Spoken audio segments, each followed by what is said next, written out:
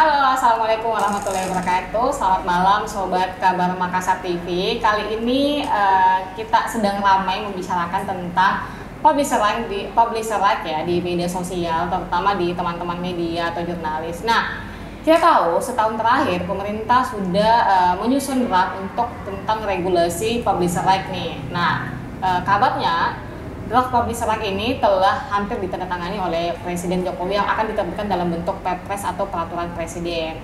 Nah, sebenarnya apa sih sebenarnya publisher right ini? Nah, malam ini kita sudah bersama Mbak Helena Rea. Halo. Ya, Mbak Helena Rea ini adalah kepala project BBC Media Action. Ya, nah, betul. Mbak Helena, dalam ya kita mungkin menyebut keributan-keributan ya, dalam keributan-keributan ya mengundang pro kontra nih soal publisher right. Jadi bisa nggak dibicarakan apa sih sebenarnya publisher right ini yang menjadi pembicaraan hangat oleh teman-teman media khususnya ya? Iya, mungkin itu pertanyaan dasar yang penting banget kita mulai ya. Apa sih publisher right gitu? Nah, publisher right itu sebenarnya regulasi yang mengatur hubungan antara digital platform seperti Google, Facebook ya, dengan publishers. Publishers itu ya media owners ya, atau institusi media yang mengerjakan kegiatan-kegiatan jurnalistik gitu. Nah, apa yang diharapkan dari publisher right ini sebenarnya lebih kepada bahwa kan selama ini kita kan selalu kalau publisher right ini kan mengatur sebenarnya lebih kepada ini tugas media sebelumnya itu kan ada 3 ya. Yang pertama memproses sebuah informasi, memproduksi sebuah informasi, dan mendistribusikan sebuah informasi. Nah, 2 pekerjaan ini masih tetap dilakukan oleh oleh media, oleh publishers, tetapi ada satu yang kemudian belakangan ini dalam beberapa dekade tahun terakhir ini, mungkin 10-20 tahun barangkali, itu distribusi news diambil alih oleh platform Seperti Google misalnya. seperti Google atau Facebook dulu ya. Sekarang Facebook udah punya peraturan, mereka udah nggak mendistribusikan news lagi. Nah, tapi yang kemudian dilakukan tuh kan orang kemudian meninggalkan website. Kalau mereka butuh informasi, mereka nyarinya ke Google. Ya kan, sama kan? Kata kunci Cek kata kunci apa kan? Google ini kan search engine yang sangat besar ya, dan datanya sangat lengkap, sehingga seluruh informasi pun orang menggunakan jalur distribusi itu karena daya jangkauannya itu sangat besar ya, sangat luas. Jadi media pun melihat itu sebagai nilai tambah untuk menjangkau audiensnya. Lalu pertanyaannya yang menjadi persoalan, apa masalah yang kemudian muncul? Masalah yang kemudian muncul adalah digital ads revenue sharingnya. Karena baik publishers maupun Google itu sama-sama hidup dari advertising. Ya kan? Kalau media dulu tuh kan hidupnya dari mana sih kalau bukan dari advertising kan? Nah, dengan adanya digital, siapa yang paling besar memiliki porsi untuk menguasai medan perdigitalan ini, maka dia yang kemudian akan menang ya di dalam pertempuran ekonomi ini. Nah, itu yang terjadi, bahwa kemudian banyak dari porsi advertising digital ini, iklan digital ini masuk ke Google, dan itu kemudian banyak membuat media-media itu mati. Mungkin kalau kamu ikutin ya, banyak sekali kan 2 tahun, terutama waktu bahkan sebelum COVID itu banyak sekali media-media yang lay off kan karyawannya karena tidak mampu mengikuti daya produksi yang sama, dan sementara income yang masuk itu menurun. Dampaknya adalah tentu saja ketimpangan. Jadi ketimpangan pendapatan ekonomi itu. Nah, untuk media kenapa kita harus melindungi? Karena ya bahwa media itu pilar demokrasi itu benar gitu loh, dan itu yang harus kita jaga sebenarnya, bahwa informasi-informasi yang melindungi kepentingan publik, yang menjaga kekuatan ketimpangan di dalam masyarakat ya gitu. Jadi informasi itu menstabilkan itu sebenarnya, yang menstabilkan sebuah society, sebuah sistem yang demokrasi gitu. Nah, itu besarnya kalau kita lihat. Lalu publisher right di mana posisinya? Publisher right itu hanya mengatur hubungan antara platform dan Media. dan publishersnya gitu. Jadi yang di luar itu diatur apa enggak. Jadi sebenarnya kalau tadi masuk, kayaknya tuh menurut aku ya hampir semua yang kalau kita urusannya sama policy, sama kebijakan, pernah nggak sih muncul tanpa ada keributan ya, itu? pasti selalu kan gitu, karena dia tidak bisa memuaskan kelompok tertentu aja gitu loh. Selalu untuk mencapai sebuah kesepakatan tuh kan selalu ada gesekan dulu kan, ada perdebatan, ada diskusi sampai orang menemukan kata sepakat. Jadi aku lebih melihatnya tuh seperti itu gitu, bahwa saya percaya kok pasti dari Google ataupun Facebook ya, mereka mungkin Google lah yang beberapa pengalaman yang saya dengar itu, Google itu selalu punya intensi baik kok untuk memajukan public interest untuk news ya. Jadi mereka selalu kayak di Australia itu mereka melakukan negosiasi berdasarkan niat baik ya, good faith negotiation untuk membantu supaya ada sharing digital ekonomi itu, advertising ekonomi itu dengan platform. Jadi dengan media, antara platform dengan media. Jadi menurut saya nggak melihat bahwa itu adalah sesuatu yang perlu kita lihat di bawah ada perdebatan, tetapi yang harus dicari itu adalah jalan tengah. Gimana supaya itu bisa sama-sama menemukan jalan keluarnya. Dan sekarang ini kayaknya udah nggak ada masalah ya sebenarnya, hanya tinggal kapan sih ini gitu kan, kapan ini yang resmi diterbitkan gitu.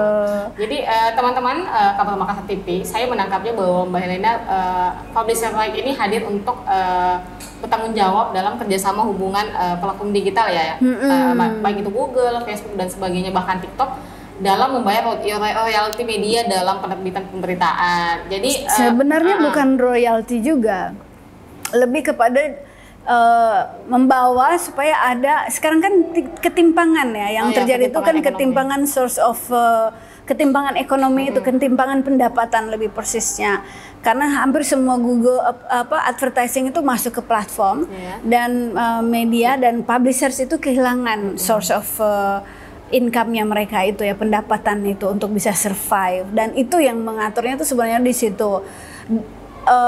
Apakah itu akan berdampak terhadap orang lain, kan yang jadi masalah sekarang kan banyak orang berpikir bahwa itu akan membatasi kebebasan berekspresi misalnya dari konten-konten kreator yang lain gitu loh. Enggak, karena dia tidak mengatur itu. Dia hanya mengatur hubungan antara publishers dengan platform gitu loh. Dan juga sebenarnya hubungan itu seharusnya tujuannya akan baik kok, itu akan baik untuk keberlangsungan media, akan memunculkan ekosistem informasi. Menurut saya kalau ini berhasil dan ini ada kerjasama dan ada kelanjutan negosiasi yang sehat antara publishers dengan platform, saya kira dampaknya adalah kemudian media itu menjadi sehat, dan tentu saja media itu akan bisa memproduksi informasi-informasi yang juga baik untuk publik ya, untuk kepentingan publik. Gitu. Berarti fokusnya bahwa Publisher Right ini hadir untuk mendukung jurnalisme yang berkeadilan, berkualitas ya. Kalau di Indonesia itu Publisher Right itu adalah tanggung jawab platform untuk mendukung jurnalisme yang berkualitas di Indonesia. Termasuk namanya gitu. Tadi mengatasi namanya ketimpangan ekonomi di dunia bisnis media ya. Itu dampak yang muncul selama ini ya, karena ya mau nggak mau harus diakui platform itu kuat sekali dan mendominasi dia mendominasi ekonomi digital, terutama dalam distribusi informasi ya, wilayah distribusi informasinya gitu loh. Nah, di samping itu Mbak Helena, kan ada banyak asumsi-asumsi nih terkait bahwa bisa jadi publisher regulasi ini hadir untuk mengintervensi adanya pemberitaan, padahal sebenarnya itu nggak diatur dalam publisher ya kan, hanya hubungan kerjasamanya. Nah, kita melihat, Mbak Helena melihat gimana nggak? Apakah ini sebuah menjadi ancaman atau justru peluang gitu? Menurut saya ini peluang ya. Jadi saya rasa justru kalau ini nggak diatur, kita tidak pernah tahu arah kedepannya itu seperti apa gitu loh. Dan saya kira untuk sebuah society yang sangat besar ya, yang sangat luas seperti Indonesia ini, media itu penting karena ya itu, kita negaranya beragam banget. Negara Muslim terbesar di dunia tapi sangat demokratis ya, dan itu harus selalu dipelihara. Dan saya kira itu salah satu peran dari jurnalis ya, peran dari media itu menjaga itu gitu loh. Apakah platform enggak, tapi saya kira prinsipnya gini ya, informasi yang trusted, informasi yang tervalidasi, informasi yang mengikuti standar-standar kode etik itu yang harusnya dikonsumsi oleh publik, ya kan? Bukan informasi yang berdasarkan opini sepihak, bukan informasi yang dikeluarkan hanya untuk menentukan apakah saya suka sama orang ini atau enggak, gitu kan? Karena itu yang banyak terjadi. Opini pribadi fine, itu saya kira itu semua terakomodasi di dalam ruang-ruang publik seperti sosial media ya. Tetapi kita perlu informasi yang memberikan pandangan yang lebih menyeluruh dan lebih balance ya. Bukan balance itu tidak harus selalu ada di tengah, tetapi dia membela kepentingan yang lebih besar gitu ya, membela kepentingan publik ya. Berarti artinya Mbak apa ya, pemberitaan terkait hoax atau yang memojokkan atau yang clickbait judulnya yang mendiskriminasi itu berarti tidak akan terverifikasi oleh platform ketika misalnya aturan ini diterbitkan ya? Kalau itu saya kira itu salah satu ekses mungkin yang harus dibicarakan ya. Tetapi dari platform itu sendiri yang penting sekali itu adalah untuk membantu bagaimana bisnis model yang selama ini yang sudah ada oleh media, yaitu untuk bisa sustaining dia hidup dari advertising gitu, itu bisa balance gitu. Itu saya kira itu dulu, dan saya kira yang lainnya dia akan bisa muncul sebagai sebuah impact bahwa kalau ini running mungkin kita bisa membangun sistem informasi yang lebih sehat gitu. Sistem informasi yang mungkin kita bisa mikir bareng-bareng. Sekarang ini sudah mikir sih, bukan yang nggak mikir. Orang udah mikir gimana supaya kita mengurangi mis and disinformation, hoax news ya, fake news, belum lagi deep fake gitu kan. Belum lagi deep fake itu untuk mendukung supaya dia bisa masyarakat itu bisa tidak mengkonsumsi informasi-informasi yang seperti itu. Apalagi mengingat pemilu itu pemilu kan sangat-sangat gitu ini rawan dalam. Tapi ini loh, saya kagum loh bahwa informasi tentang publisher right ini sudah sampai di Sulawesi Selatan gitu kan. Iya, karena pelaku media ya hampir sudah mendiskusikan semua ini. Sudah ya itu. Karena menjadi hal yang baru buat kita sih sebenarnya ya. Menjadi hal yang sangat baru dan di kalangan media sendiri, kalau aku boleh nanya, di kalangan media teman-teman publisher sendiri sejauh ini gimana responsnya terhadap narasi atau diskursus tentang publisher rights yang muncul selama ini? Kalau kita sendiri mungkin ini ya, kita menyambut baik karena ya itu tadi kita mendukung jurnalisme yang berkualitas ya, yang menginformasikan kebenaran, kenyataan, tidak yang mengandung hoax atau hanya untuk misalnya dimanfaatkan oleh satu-satu toko atau apa apalagi menjelang pilkada, pemilu gini. Banyak kan media yang hanya dibuat saja untuk ya itu mengundang huru-hara di sana sini. Itu banyak ya sekarang. Itu sangat banyak, apalagi di Sulawesi Selatan. Makanya itu perlu sebenarnya verifikasi media ya. Iya, sangat supaya perlu. Jangan banyak media yang muncul hanya karena tujuan-tujuan politis semata gitu kan.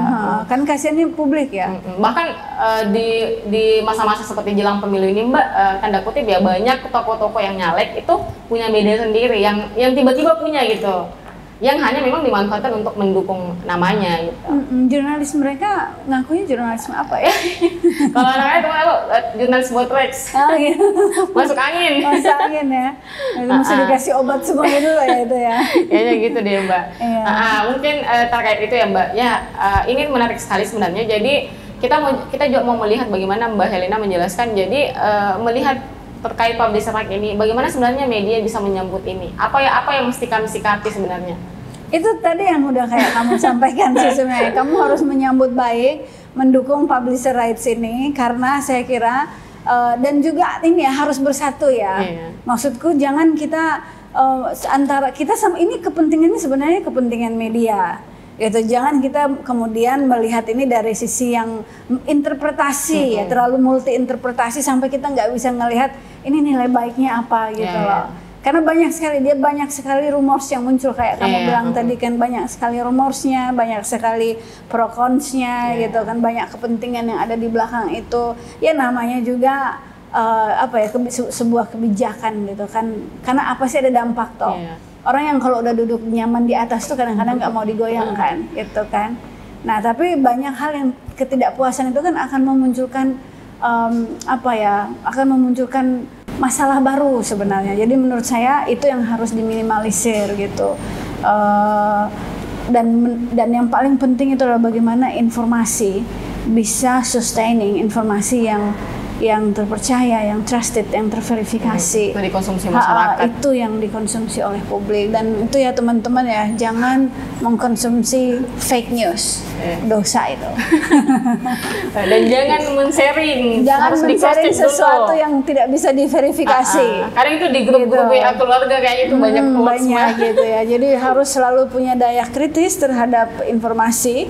Jadi misalnya ya kalau udah tahu ada media yang memang verified, yang memang punya berbobot ya, artinya media itu merupakan media yang sudah dilihat, sudah selama ini menjadi source of information dari publik gitu. Itu yang harus di-maintain gitu. Oke gitu ya teman-teman sobat Makassar TV. Jadi catatannya adalah pentingnya untuk meng-cross check pemberitaan dan mengkonsumsi pemberitaan yang benar. Dan satu lagi catatan untuk jurnalis juga nih, jangan asal nulis membuat kepentingan tertentu. Jangan asal nulis, harus selalu, maksud saya kalau kita memberikan informasi yang baik, dampak yang kita lihat ketika itu dikonsumsi, orang yang mengkonsumsi informasi itu akan melihat dari sisi seperti cara kita melihat.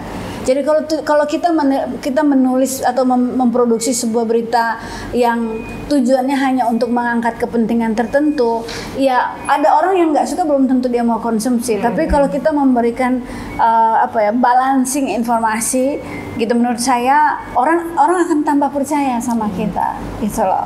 Karena menurut saya sesuatu yang tidak bisa dibeli itu adalah kepercayaan. Jadi ada hubungan pas yang terbentuk di situ. Itu dia. Ya, meskipun orang bilang sekarang saya bilang saya bayar kamu 10 juta ya supaya percaya omongan saya, ya hanya selama uang itu ada toh. Kalau udah habis ya nggak percaya lagi kan? Iya, karena trust itu sesuatu yang konsistensi yang kita bangun, bukan sesuatu yang bisa dibeli. Dan saya kira itu yang dikultivasi oleh media, oleh dunia jurnalistik. Oke, gitu. Jadi regulasi publisher right ini sangat penting sebenarnya ya. Betul. Kita harus melihat sisi baiknya ya, meskipun misalnya ada kontroversi atau perdebatan, jadi kita harus melihat positive thinkingnya ya. Iya. Ya, kita melihat harus ke masa depan, sisi baiknya seperti apa, apalagi mengingat hubungan kerjasama antara yang baik hal baik yang akan dihasilkan dari publisher right ini, bahwa media publishers akan sangat terbantu untuk bisa berkarya di dalam menghasilkan informasi dari produk-produk atau produk-produk jurnalistik yang berkualitas. Itu tujuannya itu. Kita mendukung jurnalisme yang berkualitas. Yes. Oke, sobat Kabar Makassar TV, sampai jumpa kesempatan kita pada saat ini. Mbak Helena, ada yang mau disampaikan sekali lagi? Jangan lupa nonton Kabar Makassar TV ya. Oke. Halo, kita akhiri Sobat Makassar TV. Kita ketemu di episode selanjutnya. Wassalamualaikum warahmatullahi wabarakatuh. Waalaikumsalam.